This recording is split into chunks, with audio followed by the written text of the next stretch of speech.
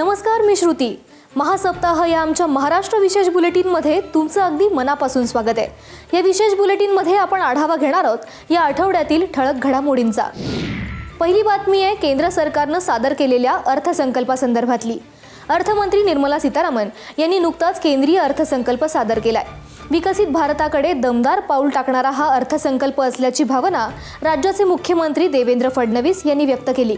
या अर्थसंकल्पामुळे पायाभूत सुविधा, उद्योग, शेती आणि रोजगार निर्मितीला मोठी चालना मिळणार असल्याचंही मत त्यांनी व्यक्त केलंय. आपल्याला यावर्षी 98,306 कोटी रुपये केंद्र सरकारकडून मिळतील. याच्या व्यतिरिक्त आपला जो ग्रामीण रस्ते प्रकल्प आहे त्याच्याकरता 378 कोटी, ॲग्री बिझनेस नेटवर्क 167 कोटी, इकॉनॉमिक क्लस्टर 283 कोटी, Mumbai Ahmedabad high speed corridor 6,103 कोटी, मुंबई मेट्रो 1,702 कोटी, पुणे मेट्रो 517 कोटी. एकीकडे महाराष्ट्राला डिव्होल्युशन ऑफ टॅक्सेसमधनं 1,00,000 कोटी रुपये आणि वेगवेगळ्या योजनांवर देखील मोठ्या प्रमाणात निधी हा महाराष्ट्राला या अर्थसंकल्पातनं मिळालेला आहे. यानंतर वळूयात पुढच्या बातमीकडे.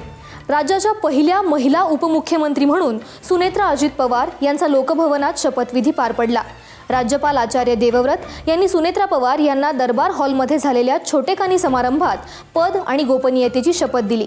यावेळी मुख्यमंत्री देवेंद्र फडणवीस, उपमुख्यमंत्री एकनाथ शिंदे यांच्यासह मंत्रिमंडळातले सदस्य उपस्थित होते. या पुढची बातमी आहे नवी मुंबईतून. नवी मुंबईमध्ये तळोजामध्ये भारतरत्न डॉक्टर बाबासाहेब आंबेडकर विधिज्ञ प्रशिक्षण आणि संशोधन केंद्राचं मुख्यमंत्री देवेंद्र फडणवीस यांच्या हस्ते उद्घाटन झालं. याद्वारे विशेष प्रशिक्षण, मार्गदर्शन आणि कायदेशीर संशोधनाची सुविधा या केंद्राद्वारे उपलब्ध करून देण्यात आली आहे. महाराष्ट्र आणि गोवा बार काउन्सिलच्या माध्यमातून या केंद्राची उभारणी करण्यात आली आहे. कायद्याचं पुस्तकी शिक्षण आणि त्याचा प्रत्यक्ष वापर यामध्ये मोठं अंतर आहे. शिक्षणानंतर सातत्यानं स्वतःला अद्ययावत करणं वकिलांसाठी महत्त्वाचं असतं. त्या दृष्टीनं हे केंद्र महत्त्वपूर्ण भूमिका बजावेल असा विश्वास मुख्यमंत्र्यांनी व्यक्त केलाय. पाहुयात पुढची बातमी. मुख्यमंत्री देवेंद्र फडणवीस यांच्या अध्यक्षतेखालील राज्य मंत्रिमंडळाच्या बैठकीत औद्योगिक प्रशिक्षण संस्थांमध्ये PM सेतू योजना राबवायला मान्यता देण्यात आली. पहिल्या टप्प्यात नागपूर, छत्रपती संभाजीनगर आणि पुणे जिल्ह्यातल्या औद्योगिक प्रशिक्षण संस्थांमध्ये याची अंमलबजावणी करण्यात येणार असून पुढच्या टप्प्यात राज्यातील अन्य संस्थांचा समावेश होणार आहे. कंत्राटदारांची प्रलंबित देयकं अदा करण्यासाठी ट्रेड्स प्लॅटफॉर्म सुरू करायला सुद्धा मंजुरी मिळाली आहे. यामुळे सार्वजनिक बांधकाम विभागाशी निगडित सूक्ष्म, लघु आणि मध्यम कंत्राटदार उद्योजकांसाठी सुविधा उपलब्ध होणार आहे. केंद्र सरकार किंवा राज्य शासनाच्या ताब्यातील शत्रू संपत्तीच्या विक्री खरेदीसाठी मुद्रांक शुल्क माफ करण्याचा निर्णय सुद्धा झालाय. शासकीय जमिनींच्या भाडेपट्टीचा कालावधी 30हून अधिक वर्ष वाढवण्याला सुद्धा मान्यता देण्यात आली आहे. या पुढची बातमी आहे मुंबई आणि नवी मुंबई विमानतळाला जोडल्या जाणाऱ्या मेट्रो संदर्भातली. मुंबईतील छत्रपती शिवाजी महाराज आंतरराष्ट्रीय विमानतळ ते नवी मुंबई आंतरराष्ट्रीय विमानतळादरम्यान प्रस्तावित मेट्रो मार्गिका क्रमांक 8च्या 35 किलोमीटर लांबीच्या जोडणीला मुख्यमंत्री देवेंद्र फडणवीस यांच्या अध्यक्षतेखाली झालेल्या मंत्रिमंडळ पायाभूत सुविधा समितीच्या बैठकीत मान्यता देण्यात आली आहे. या मेट्रो मार्गापैकी सुमारे 9 किलोमीटरचा मार्ग भूमिगत तर उर्वरित मार्ग उन्नत असणार आहे. बैठकीनंतर पत्रकारांशी बोलताना मुख्यमंत्री देवेंद्र फडणवीस यांनी ही माहिती दिली आहे. ही मेट्रो 5 वर्षात पूर्ण व्हावी अशा प्रकारचा आराखडा तयार करण्यात आला आहे.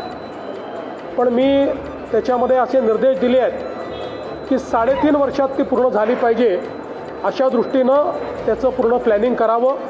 त्या दृष्टीनं त्याच्यामध्ये काही बदल सांगण्यात आलेले आहेत. ते केल्यानंतर मोठ्या प्रमाणात हे 2 एअरपोर्ट तर जोडले जातील, पण त्याहीपेक्षा मुंबई आणि नवी मुंबईतला अतिशय महत्त्वाचा सगळा भाग हा देखील या मेट्रोच्या माध्यमातून जोडला जाणार आहे. वळूयात पुढच्या बातमीकडे. ठाण्यामध्ये जितो संस्था, महावीर जैन ट्रस्ट आणि दादा भगवान फाउंडेशनच्या पुढाकारानं उभारण्यात आलेल्या भव्य त्रिमंदिराचा प्राणप्रतिष्ठा सोहळा उपमुख्यमंत्री एकनाथ शिंदे यांच्या उपस्थितीत संपन्न झाला.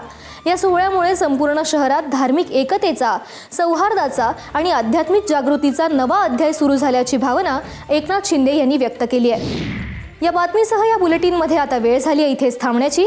ताज्या अपडेट्स जाणून घेण्यासाठी पाहत रहा ABP माझा.